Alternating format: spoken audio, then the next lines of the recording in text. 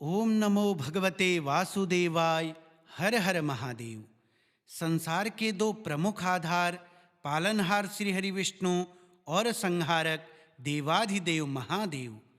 आज का दिन वैकुंठ चतुर्दशी इन दो महान शक्तियों के अद्भुत मिलन का साक्षी है। वैकुंठ चतुर्दशी कार्तिक शुक्ल पक्ष की चतुर्दशी तिथि को मनाई जाती है। यह वह पावन दिवस है जब भक्त शिव और विष्णु दोनों की पूजा करके हरिहर के एकाकार स्वरूप का आशीर्वाद प्राप्त करते हैं। आइए हम उस अद्भुत कथा को सुनते हैं जब भगवान शिव ने श्री हरि विष्णु को वैकुंठ धाम का अधिकार प्रदान किया।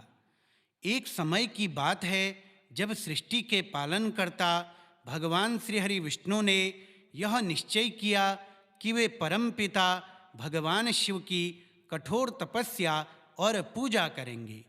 भगवान विष्णु कैलाश पर्वत पर गए और शिवजी को प्रसन्न करने के लिए 1000 कमल के पुष्पों से उनकी पूजा का संकल्प लिया। शिवलिंग की स्थापना की गई।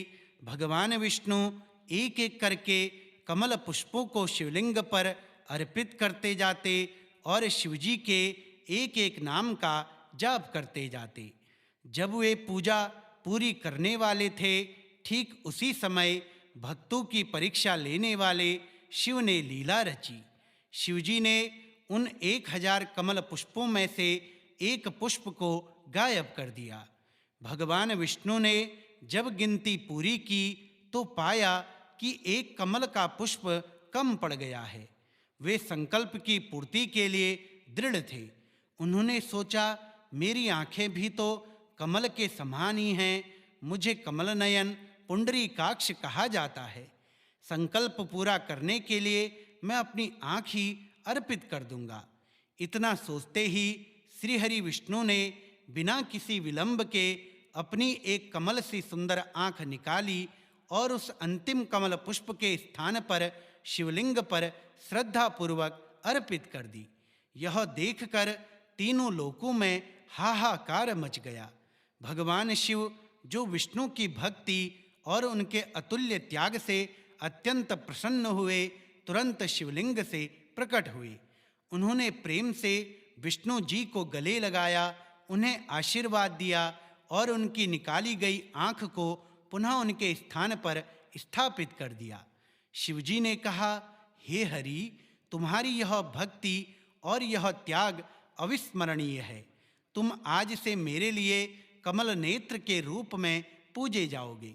भगवान शिव ने आगे कहा, हे विष्णु, आज कार्तिक मास की यह चतुर्दशी तिथि वैकुंठ चतुर्दशी के नाम से विख्यात होगी।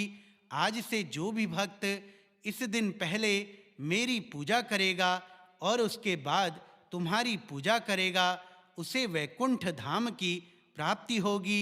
आज से वैकुंठ के द्वार हमेशा तुम्हारे लिए खुले रहेंगे। इस प्रकार भगवान शिव ने भगवान विष्णु को वैकुंठ के विशेष अधिकार प्रदान किए।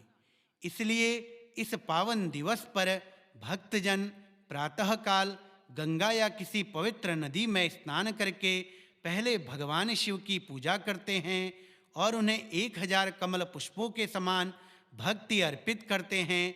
इसके बाद वे भगवान विष्णु की पूजा कर उनसे मोक्ष और कल्याण की कामना करते हैं।